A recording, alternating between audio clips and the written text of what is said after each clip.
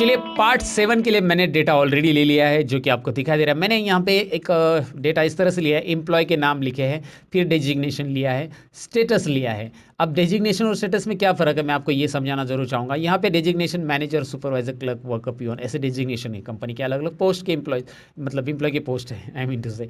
और ऐसे ढेर सारे एम्प्लॉयज़ आपके पास रहेंगे, 100-150 पोस्ट, अगर मतलब 100-150 एम्प्लॉयज़ और बहुत सारे पोस्ट है, तो उन पोस्ट के हिसाब से उन एम्प्लॉयज़ के ऊपर हमें कोई फॉर्मूला देना बहुत दिक्कत होता है। मतलब मैनेजर के लिए अलग परसेंटेज एचआर अलाउ करना, या फिर ट्रैवलिंग अलाउंसेस, या फिर जो भी अलग अलग ये मिलते हैं अलाउंसेस, वो अलाउंसेस को अप्लाई करना वो थोड़ा सा डिफिकल्ट होता है अगर आप डेजिग्नेशन के बेस पे करेंगे। तो मैंने क्या किया है, जितने भी एम्प्लॉयज़ हैं उनको दिया, मतलब 3 कैटेगरी में बांट दिए। पहले तो जो टेक्निकल काम करते हैं, जो दूसरे लोगों के लिए वर्किंग का रिसोर्सेज अवेलेबल करके देते हैं, उन्हें स्किल पर्सन कहा जाता है। तो मैंने उनको स्किल पर्सन में डाल दिया, जैसे मैनेजर होंगे, सीनियर मैनेजर होंगे, जो भी है उन सभी को मैंने स्किल पर्सन डाल दिया। अब सुपरवाइज़र को मैंने सेमी स्किल में डाल दिया। सुपरवाइज़र लेवल के या फिर क्लर्क लेवल पे जो है वो सेमी स्किल, यानी वो डॉक्यूमेंटेशन के काम करते हैं। और जो बिल्कुल ही मतलब अपना दिमाग नहीं लगाते, बस लेबर का काम करते, जैसे पियोन वगैरह, उन लोगों को मैंने क्या कर दिया, अनस्किल वर्कर में डाल दिया। अनस्किल, ओके, यहाँ पे पियोन पियोन दोनों जगह लिखा तो भी चलेगा, मैंने ऐसा लिख दिया। सो अनस्किल, सेमी स्किल और स्किल नाम के 3 हमने क्या कर दिए यहाँ पे टेम्पररी स्टेटस तैयार किए एम्प्लॉय के। और उसकी वजह से क्या हो गया, हमारे 100-150 एम्प्लॉयज़ जो है अगर रहेंगे, तो उसमें जितनी भी कैटेगरी के अलग अलग डेजिग्नेशन है, assistant, supervisor, junior clerk, senior clerk, उन सभी को हमने 3 कैटेगरी में यहाँ पे डिफाइन कर लिया, जिसके ज़रिए हम आगे के फॉर्मूलाज अप्लाई कर सकते हैं। तो जनरली ऐसा किया जाता है, और मैंने ऑलरेडी ऐसे डेटा देखा है, जब मैं ऑलरेडी जिनका भी काम करके दिया है मैंने जिनका, तो उनके पास इस तरह से डेटा था, और उनके इस डेटा के ऊपर मैंने फॉर्मूला लगा के दिया है। तो ये प्रैक्टिकल अप्रोच है आपको सीखने के लिए इस डेटा के ऊपर। सैलरी शीट हम सीखने वाले कैसे डिज़ाइन किया जाता है इस पार्ट में, पार्ट 7 के अंदर। तो सबसे पहले मैंने फिक्स बेसिक यहाँ पे लिया, ये नंबर डिटेल कर देता हूँ, फिक्स बेसिक। अब ये फिक्स बेसिक जो कैलकुलेट होता है, वो मैं आपको बताऊँ कि जैसे कि उसका सीटीसी पहले डिज़ाइन होता है कंपनी में। कोई भी एम्प्लॉय को अगर सैलरी दी जाती है, तो उसको सैलरी डायरेक्टली नहीं मिलती, उसका सीटीसी कंपनी डिज़ाइन करती है। वो पेरोल डिपार्टमेंट डिज़ाइन करता है। जो पेरोल मतलब पेमेंट स्लिप जनरेट करने वाला डिपार्टमेंट है, जो पेरोल डिपार्टमेंट जिसे हम बोलते हैं, एचआर और ह्यूमन रिक्रूटमेंट डिपार्टमेंट के अंदर ही पेरोल सेक्शन आता है।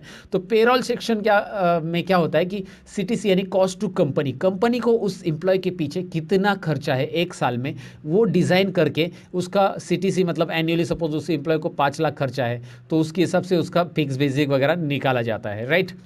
सो मैं आपको बताऊं कि यहाँ पे फिलहाल तो हमें फिक्स बेसिक डायरेक्टली लेना है। सपोज इस एम्प्लॉय का मैं यहाँ पे ले रहा हूँ 30,000 फिक्स मंथली फिक्स बेसिक है। ये उसका नेट सैलरी नहीं है, नेट सैलरी वगैरह क्या है आगे मैं एक्सप्लेन करने वाला हूँ।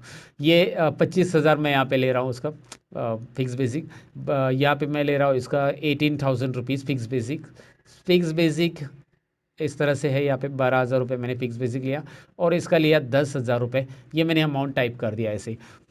पे डेज, अब ये पे डेज जो होते हैं, एक महीने के सपोज 30 डेज है, तो 30 डेज में उसने कितनी प्रेजेंटी है, उसकी प्रेजेंटी डेज यहाँ पे वही पे डेज रहेंगे। और इसका कैलकुलेशन है अटेंडेंस रिकॉर्ड, जो कि हम आगे के पार्ट में सीखेंगे अटेंडेंस रिकॉर्ड कैसे बनाना है, अटेंडेंस ट्रैकर एक्सेल में कैसे बनाया जाता है, वो भी मैं आपको यहाँ पे इसके बाद के पार्ट में बताने वाला हूँ। पहले ये 30 डेज प्रेजेंट है उस महीने में जिस महीने का हम प्रेजेंट ही कर रहे हैं। सपोज ये करंटली मैं अभी जो कर रहा हूँ अप्रैल मंथ का कर रहा हूँ, तो वो तो 30 डेज है, 25 डेज है, ये 26 या 28 डेज है, 26 है, ये 30 डेज है। सो ये इस तरह की प्रेजेंटी मैंने यहाँ पे लगा दी, और ये हम अटेंडेंस रिकॉर्ड से डेटा पुल करें, मतलब यहाँ पे डेटा पुल कर लेंगे, और अटेंडेंस रिकॉर्ड कैसे बनाना है आगे के पार्ट में देखने वाले हैं। फिलहाल ओवर टाइम में इन हावर्स रहेगा, ये डेज में है, और ये ओवर टाइम इन हावर्स। सो इनको तो ओवर टाइम की ज़रूरत नहीं, क्योंकि ये स्किल पर्सन को और सेमी स्किल पर्सन को, ज़्यादातर स्किल पर्सन को तो ओवर टाइम नहीं रहता है। सेमी स्किल से अगर मैं ओवर टाइम देना चाहूँगा, तो यहाँ पे ऐसा 20 आवर्स, 10 आवर्स, पूरे महीने में उन्होंने कितने आवर्स किए, 30 आवर्स, किसी ने 50 आवर्स कर लिए, डेली 2-2 आवर्स ओवर टाइम किया, तो ज़्यादातर लेबर लोग वगैरह उनको ओवर टाइम मिलता है, और ये इन हावर्स रहेगा। So in hours, okay, in hours, right. So याद रखिए, और ये कैसा रहेगा, डेज में रहेगा। मैं बस एक एग्जांपल के लिए आपको लिखा रहा हूँ, ये तो आपको पता है अमाउंट इन रुपीज़ में रहेगा, बताने की ज़रूरत नहीं।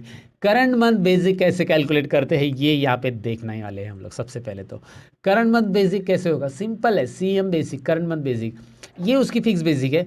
30 दिन वो प्रेजेंट है उस महीने में, और 0 टाइम किया है, तो उसका करंट मंथ बेसिक क्या हो जाएगा। अगर ये उसका फिक्स बेसिक है, 25 दिन वो प्रेजेंट है, 5 दिन एब्सेंट है और 10 घंटा उसने ओवर टाइम भी किया है, तो वो ऐड होना चाहिए और यहाँ पे आना चाहिए।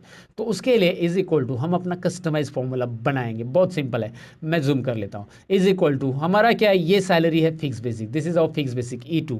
सो E2 के पहले मैं ब्रैकेट जरूर देना चाहूँगा और फिर E2 लूँगा, ब्रैकेट में लूँगा E2 डिवाइड बाय 30। ये 30 दिन की सैलरी हमने तय की उसको, ये 30 दिन की सैलरी तय की, मतलब ये वाले 30 मैंने नहीं लिए, ये 30 मैंने लिए कि वो पूरे महीने में 30 दिन के हम उसको पे करते हैं 30 दिन का। तो 30 दिन से अगर मैं डिवाइड करूंगा E2 को तो एक दिन की सैलरी आएगी। ध्यान से सुनिए, E2 डिवाइड बाय 30 यानी कि फिक्स बेसिक है पूरा मंथली 30,000 रुपये, 30,000 रुपये उसका महीने का सैलरी, अगर 30 दिन से मैं डिवाइड करता हूँ तो दिन का उसका एक दिन का सैलरी हो गया 30,000 रुपये, 1,000 रुपये एक दिन का सैलरी। और एक दिन की सैलरी से हम मल्टीप्लाई करेंगे 1,000 से यहाँ पे 30 दिन, ये जो उसका पे डेज है ना उसको सिलेक्ट किया, F2 दिखाई दे रहा है, हाईलाइट हो रहा है। सो इससे क्या होगा, इससे एंटर करके देख सकते हैं, इससे होगा उस महीने की जो प्रेजेंट है उसकी हिसाब से सैलरी आएगी सबकी। देखिए इस महीने में उसकी 25 दिन की प्रेजेंट है, उसकी सैलरी 20,000 हो गई, 25,000 उसकी पूरे 30 दिन की सैलरी। अगर वो 30 दिन प्रेजेंट रहता ना, यहाँ पे मैं 30 करता हूँ तो उसकी सैलरी हो जाएगी 25,000। समझ में आपको? Okay right. तो ये वैसे ही है, सब नीचे भी जिनका प्रेजेंट ही 30 डेज है उनको ही फुल पे मिलेगा, बाकी लोगों को नहीं मिलेगा। लेकिन इसमें ओवर टाइम भी तो ऐड करना है, तो हम यहाँ पे प्लस करेंगे। प्लस करने के बाद ब्रैकेट हमें देना है, ब्रैकेट इसीलिए क्योंकि हम यहाँ पे मल्टीपल फॉर्मूलाज एक साथ अप्लाई कर रहे हैं, तो एक एक फॉर्मूला इंडिविजुअल ब्रैकेट के अंदर सॉल्व हो जाए। वो आपको बोडोमास थ्योरी तो पता रहेगी, bracket of BODMAS, division, multiplication, addition and subtraction, मतलब ब्रैकेट में पहले होगा, ब्रैकेट का आंसर पहले सॉल्व होगा, फिर उसके बाद अगर ब्रैकेट में नहीं है तो पहले डिवीजन करेगा, फिर बोडोमास, पहले डिवीजन, फिर मल्टीप्लिकेशन, फिर एडिशन और सब्सट्रैक्शन, इस तरह से रहेगा वो। तो आपको याद रखना है BODMAS theory, BODMAS, BODMAS theory, BODMAS या बोडोमास थ्योरी इसे हम बोलते हैं, जो कि bracket of division, multiplication, addition and subtraction इस तरह से काम करता है। तो पहले ब्रैकेट का आंसर सॉल्व होगा, इसलिए मैं ब्रैकेट दे रहा हूँ। तो ब्रैकेट में मैंने फिर से लिया E2 डिवाइड बाय 30। अब ये फिर से क्यों लिया, ये 30 दिन की सैलरी को एक दिन के अंदर कन्वर्ट करने के लिए हम ये करते हैं। एक दिन की सैलरी मिल गई मुझे 1,000 रुपये, 1,000 रुपये सपोज उसकी सैलरी, वहाँ पे उस एग्जाम्पल में 1,000 है, पहले वाले एग्जाम्पल में, इसलिए 1,000 रुपये को अगर मैं डिवाइड करूँगा, सपोज एक दिन में वो कितना घंटा कंपनी में काम करता है, 8 घंटा या 9 घंटा, सपोज 9 वर्किंग आवर्स मैंने लिए। सो डिवाइड बाय 9 अगर करता हूँ तो ये क्या हुआ पता है, ये 1 घंटे की सैलरी होगी हमारे वर्किंग आवर्स के हिसाब से। अगर वो 9 घंटा काम कर रहा है, 8 घंटा कर रहा है, तो डिवाइड बाय 8 कीजिए। तो 1,000 को मैंने 9 घंटे से डिवाइड किया, 1 घंटे की सैलरी मिल गई मुझे, और उससे हम मल्टीप्लाई करेंगे उसके OT से, क्योंकि 1 घंटे की सैलरी जो रहती है उसका ही OT मल्टीप्लाई करेगा ना। 1 घंटे की सैलरी, 1 घंटा ओवर टाइम किया तो 1 घंटे की मिलेगी, 2 घंटा किया तो 2 घंटे की मिलेगी। ज़्यादातर जो फैक्ट्री वर्क रहते हैं उनको अगर ओवर टाइम करते तो उनको डबल सैलरी मिलती है, तो यहाँ पे मल्टीप्लाई बाय 2 भी हो जाता है उनके लिए, मल्टीप्लाई बाय 2 भी आप आगे कर सकते हैं। अगर उनको ओवर टाइम वो करते तो, मतलब जो रेगुलर उनका वर्किंग आवर्स है, सपोज रेगुलर उसको 50 रुपये मिल रहे वर्किंग आवर्स में, ओवर टाइम करने के बाद उसे 1 घंटे के 100 रुपये मिलते हैं, तो इसलिए मल्टीप्लाई बाय 2 भी आप अप्लाई कर सकते हैं। वर्कर लोगों के लिए होता है जो फैक्ट्री में हार्ड वर्क करते हैं, उनके लिए, मशीनरी ऑपरेट करने वाले। तो मैं फिलहाल एंटर करता हूँ यहाँ पे, और इससे मैं क्या करता हूँ, ड्रैग कर लेता हूँ। अब इसके ओवर टाइम के साथ सैलरी आ गई है, डेसिमल प्लेसेस बहुत ज़्यादा आ गए आपके पास, इसका भी इलाज है, मैंने पहले ही बता दिया कि डेसिमल प्लेसेस को यहाँ पे क्लिक कीजिए डिक्रीज डेसिमल ऑप्शन से, होम टैब में नंबर ग्रुप में डिक्रीज डेसिमल, क्लियर राइट। ये तो आपको समझ में है कि अभी करंट मंथ बेसिक कैसे निकालना है। अब इस पार्ट में हम HRA ही सीखेंगे, पहले कैलकुलेशन करना, HRA कैसे कैलकुलेट किया जाता है वो हम देखेंगे, आगे के पार्ट में हम बाकी का देखेंगे। और यहाँ पे HRA कैलकुलेशन होने के बाद आपको समझ में आया कि यहाँ पे फिर से हमने नेस्टिप यूज़ किया है। जी हाँ, नेस्टिप की ज़रूरत यहाँ पे फिर से एक बार है, नेस्टेड ईफ, मैं नेस्टिप बोलता हूँ, आप नेस्टेड ईफ बोलिए, नेस्टिप ऐसा प्रोनाउंसिएशन चलता है। सो ईफ के अंदर ईफ क्यों होगा यहाँ पे, क्योंकि हमने यहाँ पे डिसाइड कर दिया है कि हमारे पास जैसे एम्प्लॉयज़ है, जैसे जैसे स्टेटस है, स्किल पर्सन है, तो उनको HRA जो है मुझे 50% देना है। HRA हाउस रेंट अलाउंस, याद रखिए, HRA हाउस रेंट अलाउंस जो है उसे 50% देना है। स्किल के बाद यहाँ पे सेमी स्किल पर्सन है तो उनको मुझे 40% HRA देना है दोस्तों। और अगर अनस्किल है तो मैं देना चाहता हूँ, अनस्किल मैंने लिख दिया, और मैं देना चाहता हूँ 30% HRA। Are you getting? 50, 40, 30 ऐसे 3% मैंने यहाँ पे डिसाइड कर लिए हैं। और तीनों के हिसाब से। अब मैं अंश के लिए वर्ड नहीं लिखूंगा तो भी रिमेनिंग वालों को 30, मतलब कि 3 ही स्टेटस है, तो मुझे 2 ही ईप लिखने हैं। मतलब यहाँ पे 3 कंडीशन है मेरी, तो आपको पता है मतलब 3 आंसर है तो 2 ईप ही लिखने, 2 ईप से हमारा यहाँ पे आंसर मतलब काम सॉल्व होने वाला है। और वो कैसे देना है आपको फॉर्मूला तो अच्छे से समझा, लेकिन इसके बारे में समझा दूंगा मैं आपको अभी पहले, क्योंकि स्किल पर्सन, सेमी स्किल और अनस्किल का ये जो मैंने फंडा रखा है ये मेरे ऊपर है, किसको कितना परसेंटेज देना है। लेकिन गवर्नमेंट क्या कहता है कि अगर आपके एम्प्लॉयज़ जो है मतलब सपोज आपके पास एम्प्लॉयज़ है आपकी कंपनी में और आप रजिस्टर हो अभी कंपनी आपकी, तो आपको क्या करना है, आपकी कंपनी को जो एचआरए दिखाना है वो आप 5% से लेकर 70% तक, मतलब 5% से लेकर 70% तक कोई भी परसेंटेज आप एचआर में दिखा सकते हैं। बेसिकली ये कंपाउंड सैलरी स्लिप में होता क्यों है हमारी, ये टैक्स बेनिफिट मिलने के लिए होता है एम्प्लॉय को एचआरए के ऊपर हाउस रेंट अलाउंस के ऊपर पार्शली टैक्स बेनिफिट मिलता है। जो घर का रेंट है उसका अलाउंसेस दिखाया जाता है सैलरी स्लिप में कि भाई ये आदमी रेंट पे रहता है और इसको इतना अमाउंट रेंट के लिए मिला, मतलब रेंट के नाम से मिल रहा है, तो ये अमाउंट के लिए उसको पार्शली बेनिफिट मिले, इसीलिए ये एचआरए कंपाउंड उसके सैलरी स्लिप में ऐड किया जाता है। तो ये बहुत ज़रूरी रहता है हाउस रेंट अलाउंस कैलकुलेशन, तो हर एक सैलरी स्लिप में लगभग होता ही है।